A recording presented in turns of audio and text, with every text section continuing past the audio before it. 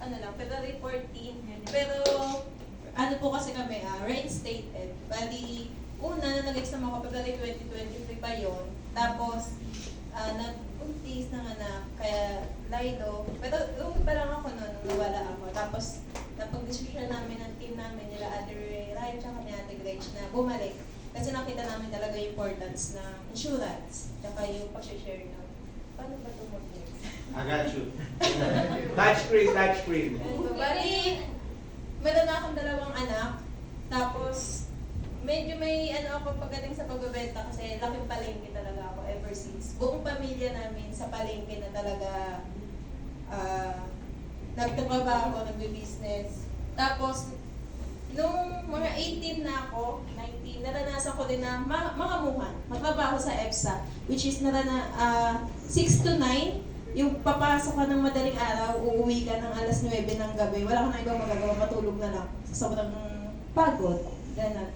Pero nung 2019, hindi namin siya pinlano na magkaroon kami ng negosyo. Pero, ano lang din, parang sabi namin, hindi namin naalagaan yung anak ko. Paano ba yung ano namin, para maalagaan siya, makasama siya. Kasi nag-ano siya, Ma, bakit kayo lagi wala ganon?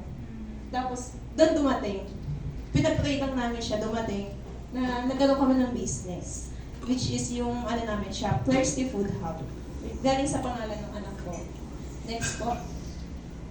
Ayan. Bakit ako sumali sa Pro? Unang-una, hindi sapat na isa lang yung source of income natin. Kaya nag-ano ako na gusto ko magkaroon ng additional source of income para yung financial na statement na ano namin, maging stable. Kasi sa business, up, down, up, down. Hindi naman laging madaming benta, hindi laging gano'n. Tapos pangalawa, ayan yung gusto ko, buong pamilya ko insured. As in buo. Kaso nga lang, may mga ano dyan na may hindi na pwede. Kasi late na. Kanya sa mother ko, na-stroke na siya. Mala-mala na. Sabi ko, kung dati pa pala, alam na namin yung kahalagahan ng insurance, baka nakuha na namin si mama. Ganon. Tapos pangatlo, bless and be blessing. Para marami tayong kliyente na ma-insure. Kasi bilang financial advisor, bless kasi meron tayong proofing, meron tayong setting.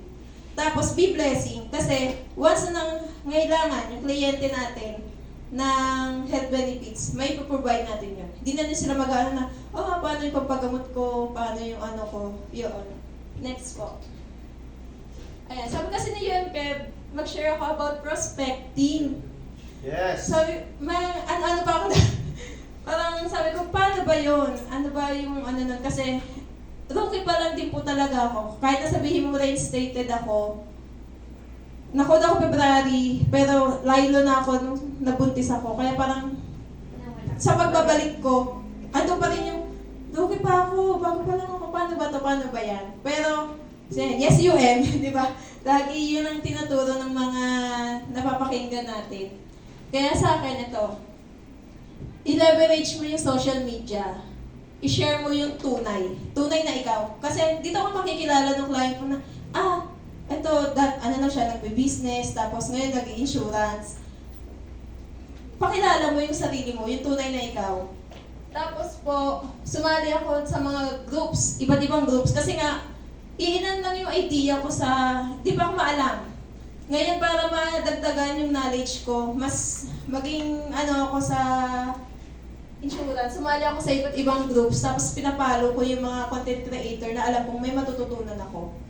Para mas madagdagan yung knowledge ko. I-maximize natin yung network natin, yung sa family, sa friends, sa mga kakilala, tapos sa ibang market pa.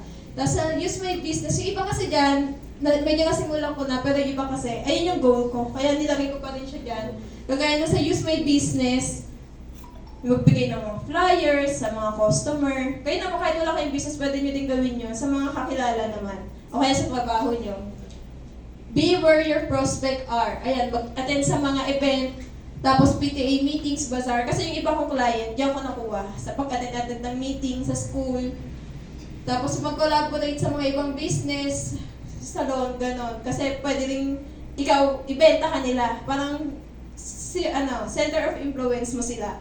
Ganun po. Tapos, referral strategy, ask happy clients for referrals, offer small token of appreciation. Sensya na po lang. Ayan po, kasi kapag ang customer mo, sa'yo, doon ka talaga i-refer ka niya eh. Kung yung service na gusto niya, na ibigay mo sa kanya. Next po. Ayan, ganyan ako sa branding. Kasi nga sabi nila, wag daw laging benta-benta. Kaya mas madalas talaga doon ako sa family. Kasi doon ako mas kain kami sa ganito yung ginagawa namin. Yung memories ba? Memories sa family ko. Tapos mas nila na, ay, ito hindi lang to basta sabi mo, benta-benta lang. May, may care dun sa mga kliyente. Next po. Itong, breakthrough moments. First client ko yung isa, which is teacher siya. Tutor siya nung anak ko, nung grade 1 siya. Tapos, parang, biglaan lang, ma'am, nasa insurance ako, baka gusto mo. Tapos, sabi niya, ay, nakapag-alok na sa akin, pero sa iba.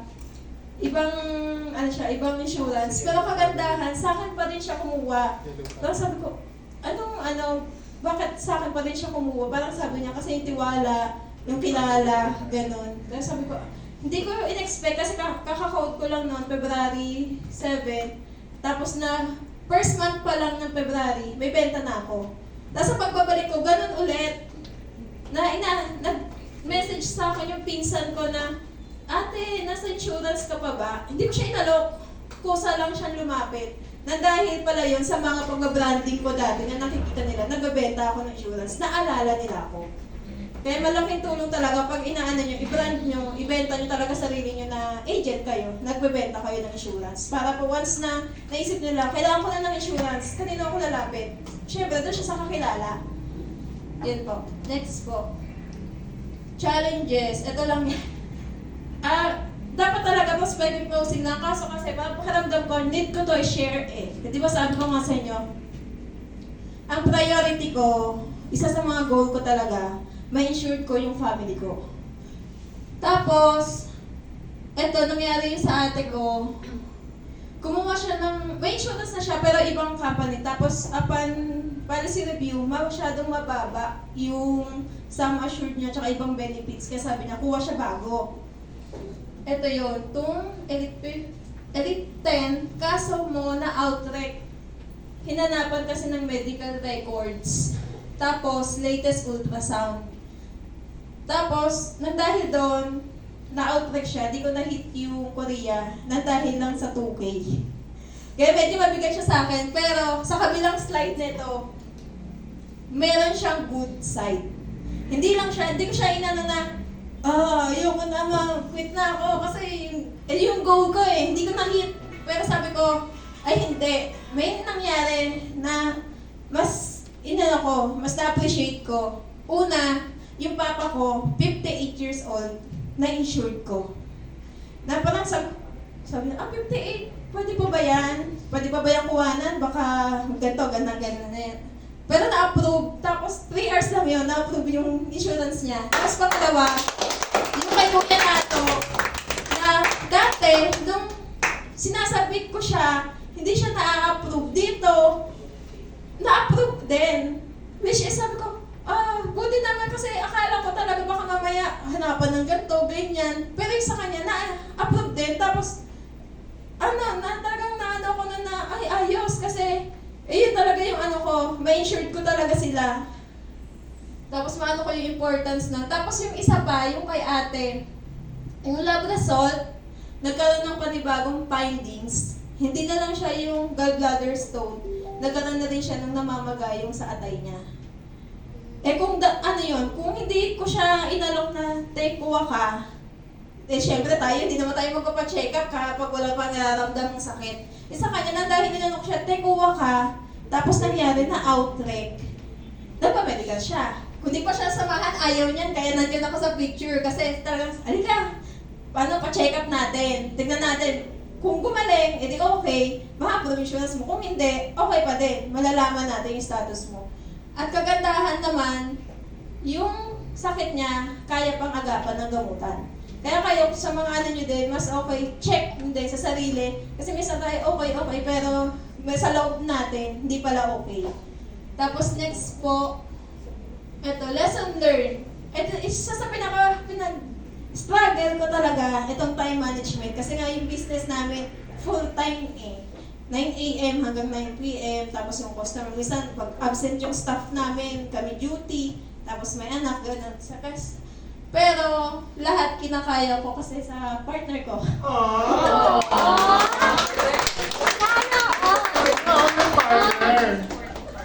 Kasi supportive talaga siya. Kita niyo naman, pag pupunta ako dito, kasama ko siya. Kasi parang, ang inaano ko, Nainggit tuloy si UM, Kev. yan daw yung pinaka-ano ko. Isa yan sa pinaka-struggle ko, alam nila, Sir Marbs yan, na ang hirap pagsabayin ng negosyo, trabaho, tapos yung sa pamilya. Tapos ito, nagdagdag pa ako isa, Pru. Pero kasi, dinagdag ko si Pru kasi andun yung vision ko, yung pangarap ko na matupad yung mga goals namin. Ang nagiging madali lang kasi talaga nandyan siya. Kasi kung ako lang sa sarili ko, alam ko, hindi ko kakayan. Hindi ko kakayanin. Ganon. Baka mag-like yung iba dyan. Tapos next po is trust God's plan. Sometimes we can only see what in front of us. But God sees the big picture. Ako nakita ko lang kasi gusto ko ma-hit yung Korea kahit na ilang araw na lang. Pero si God nakita niya na hindi, itong kalusugan ng ating mas mahalaga. Kailangan ng paggamutan siya. Ganun po. Tapos pangatlo, quit early. Stay consistent. Progress beats perfection over time. Eh naman kay Sir Marbs ko siya narinig na huwag mo i-pressure sarili mo, ganyan talaga sa simula. Unti-untiin mo kung ano lang yung kaya, magugulat ka na lang, nagpa-progress. Hindi mo kasi pag isipin mo, parang ganyan. Pero pag pray mo, tapos na may pag-pray, unti-untiin mo, sa sarili mo, kilusin mo, magugulat ka, natatapos mo. Yun po. Next. Touchscreen naman. Ayun. Ayun po pala, kasi sabi ni UM, maglagay din daw sa closing sales. Kaya naglagay ako ng no wipers before pitching. Dapat alamin nyo muna yung ng biggest why ng kliyente nyo, doon nyo siya tirahin. Kung siya may anak, house education na. Ibang tirahin nyo. Next po is safety. Ibang tira yan,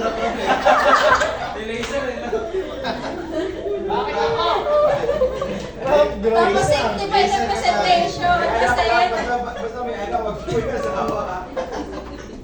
simplified na presentation kasi mas madali nila mauunawaan pag simple lang. Huwag na yung daming cheche-bureche na paliwanag. Tapos pangatlo po, always follow up. Even if they said not now. Kasi yung kay ate, hindi ba niya talaga plano yun? Parang inaano ko lang kasi, insured na si kuya, kuha ka na din. Eh kung siya ayoko. Eh di tatagal pa na tatagal. Yun yung pinakaano ko talaga. Tapos mag-include kayo ng script or lines na nag-work sa inyo. Next po. And ano ko lang yan sa ROP2, pero tingin ko madadaanan nyo din naman yan kapag nag-attend kayo kung paano yung mag-close. Kung depende sa kung close ba kayo nung temperature close, direct close, gano'n. Mapapag-aralan nyo din naman yan, kaya hindi ko na-discuss. Next po. Ito. Hindi ko to akalain. Pero yung February, kakabalik ko lang. 2025, pero sunod-sunod na siya. Parang tuhog-tuhog talaga.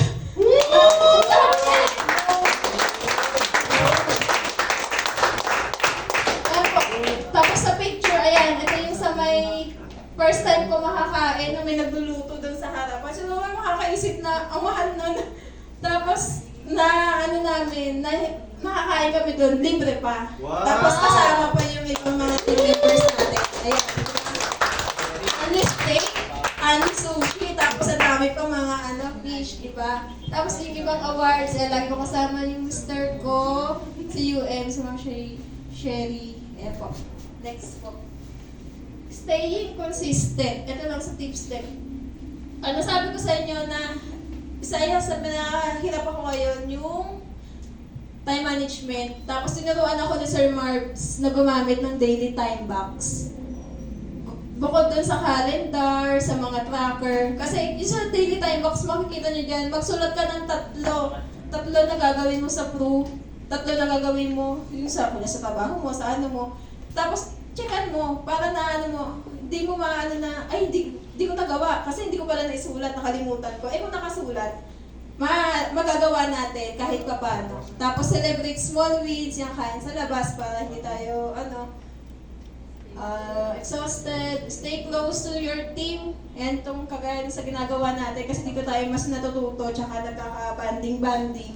Tapos, keep your why visible. Ay, kulang ng R. Yan. At syempre, ang biggest why ko lagi, family ko. Kaya lahat, pinagsisumikapan ko. Kahit sabihin mo, hindi ko alam, aaralin ko, hindi ko kaya, kakayanin ko. Kasi sa family ko. Ganda nun! Sabi ka!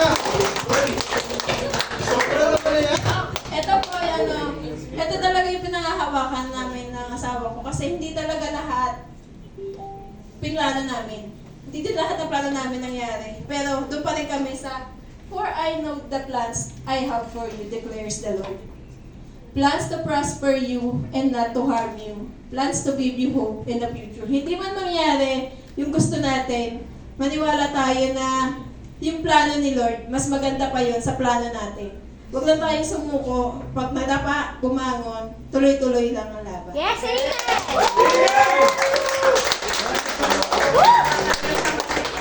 Guys, isa pa po mas malakas sa palakpakan para po kay AUM Manila. You know, hindi ako madaling maka-appreciate ng tao. Hindi ako mas maka-appreciate ng tao. Ilan lang ang mga na-appreciate ko, pero isa sa mga na-appreciate kong qualities ni Mira is grabe yung kanyang positive attitude niya. Alam niyo ba guys, bago ko na-acquire yung positive attitude niya, inabot ako ng 2 years or more dito sa industriya. Imagine niyo yung 2,000 para lang sa Korea. Iiyak mo yan, pare. Tama ba? 2,000 na lang eh. Di ba? Iiyak ko yun eh. Pero iba yung shift ng mindset niya, iba yung perspective na kinuha niya. Nakita niyo yun na hindi yun yung binigay sa akin ni Lord, pero mas malaking blessing yung binigay. Ano yung malaking blessing? Nakita na may something dun sa atin niya at mas maagapan kasi hindi pa ganun kalala. Kaya niyo bang maging ganun? Mahanap niyo yung positive doon sa pinakamabigat na hindrance sa buhay mo. Mahirap nun. Kaya palakpakan po natin si Mira. Kaya nung tinawagan ko siya sa phone, kinuwentohan ko lang din siya. Kasi yung first trip incentive ko kay ProLife UK, inabot yata ako ng 3 years or 4 years. Kasi yung first na qualification ko, nag-short ako ng 150,000. Second, inabot ng mga nasa 60,000. Yung third is mga nasa 20,000 na lang. Grabe no, 3 years puro short. Pero nandito pa rin ako. So yun yung sinabi ko sa kanya na para lang magpalubag ng loob niya. Pero hindi eh. Hindi ko na kailangan yung sabihin sa kanya kasi alam niya na kung paano mag-bounce back. So thank you so much, Mira, for that. Grabe, ang dami mong na-inspire this afternoon.